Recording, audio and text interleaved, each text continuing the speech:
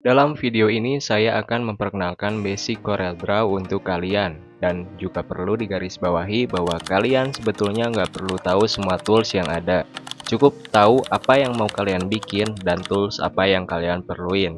Dan aplikasi CorelDRAW yang saya pakai ini versi 2024. Kalian nggak perlu khawatir karena dari tampilan dan juga fitur untuk versi lebih lama dan lebih baru kurang lebih sama. Pertama, welcome screen. Menu ini akan muncul pertama ketika kalian membuka aplikasi CorelDRAW. Di sini terdapat 5 menu: Get Started, Workspace, What's New, Learning, dan Get More. Jika menu awal kalian seperti ini, kalian tinggal klik aja bagian Get Started. Pada menu ini, kalian bisa melihat history project yang sebelumnya kalian buat. Atau kalian bisa buat file baru dengan klik New Document, dan kalian juga bisa klik tanda plus di sini untuk membuat file baru. Dan setelah kalian klik, akan muncul menu seperti ini. Di bagian kiri ini, kalian bisa pilih ukuran dokumen yang udah disediakan oleh Corelnya. Ada A4, A5, dan masih banyak lagi. Atau kalian juga bisa mengatur ukurannya secara manual melalui menu di bagian kanan. Untuk nama filenya, kita ambil contoh kenalan sama Corel. Selanjutnya, kita akan masuk di bagian pilihan warna. Di sini ada dua pilihan warna, CMYK dan RGB. Jika file yang kalian buat untuk dicetak seperti poster, banner, dan sebagainya, kalian pilih CMYK karena ini adalah format warna untuk printer. Dan jika kalian buat hanya untuk tampil di layar aja seperti logo, wallpaper, thumbnail, dan sejenisnya, kalian bisa pilih RGB. Setelah warna, kita akan masuk ke dimensi. Di sini kita bisa atur ukuran dari dokumennya. Kalian bisa atur dulu untuk satuannya ya. Entah itu pixel, cm atau meter, dan saya akan pilih cm untuk contoh. Untuk tingginya saya akan setting 37 dan lebar 28.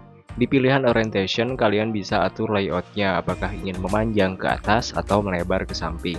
Dan di pilihan resolusi kita bisa biarkan aja 300, dan tentunya penjelasan di sini benar-benar basic ya. Setelah itu kita klik OK. Kedua, halaman kerja CorelDRAW. Yap, dan inilah inti dari videonya. Sebelum kita jelaskan secara teknis, kalian wajib tahu command bar yang ada di tampilan awal. Di bagian atas adalah property bar, menu bar, dan ada standar. Nanti segala pengaturan akan kita atur di bagian ini. Di bagian kiri ada toolbox atau alat-alat yang bisa kita pakai untuk buat objek atau gambar yang akan kita buat. Di bagian kanan ada dockers dan color palette. Menu dockers biasanya digunakan untuk membantu proses pekerjaan kita, dan menu ini bisa kita hilangkan dengan klik tombol X, dan untuk memunculkannya kembali kalian bisa klik window, klik dockers, dan pilih menu yang ingin dimunculkan.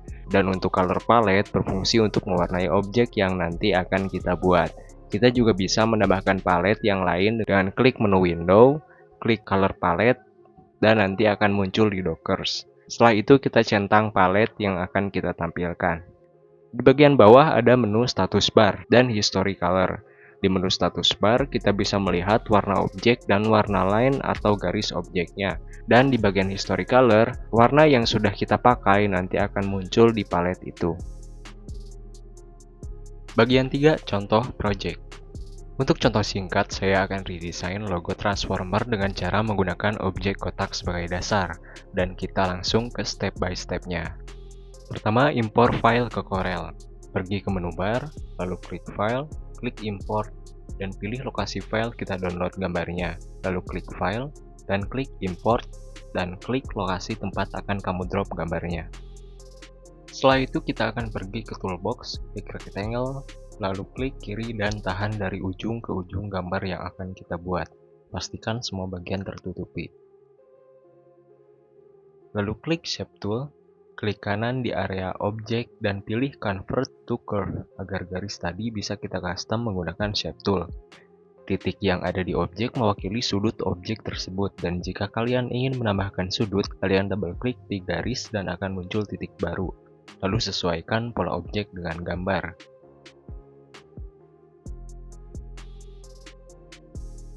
Dan untuk gambar putih di tengah, kita akan potong bagian tersebut. Buat kotak lagi dan sesuaikan dengan pola.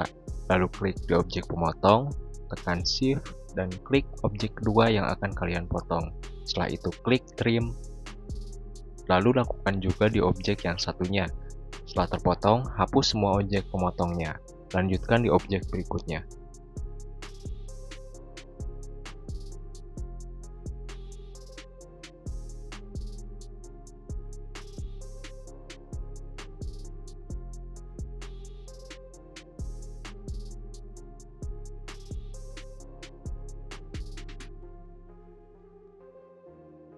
Untuk membuat garis lengkungnya, kalian klik satu kali di garis yang ingin dibuat lengkung, dan klik Convert to Curve di bar Properties.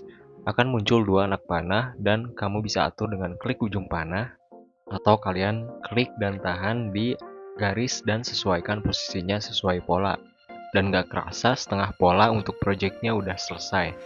Mungkin ada yang akan tanya, kok nggak langsung dibuat manual semua? Karena pola yang kita punya simetris antara kiri dan kanan, jadi kita akan pakai cara mirroring manual.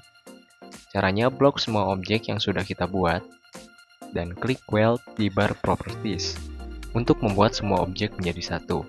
Setelah itu buat lagi kotak, letakkan tepi kotak di titik tengah dan klik Shift.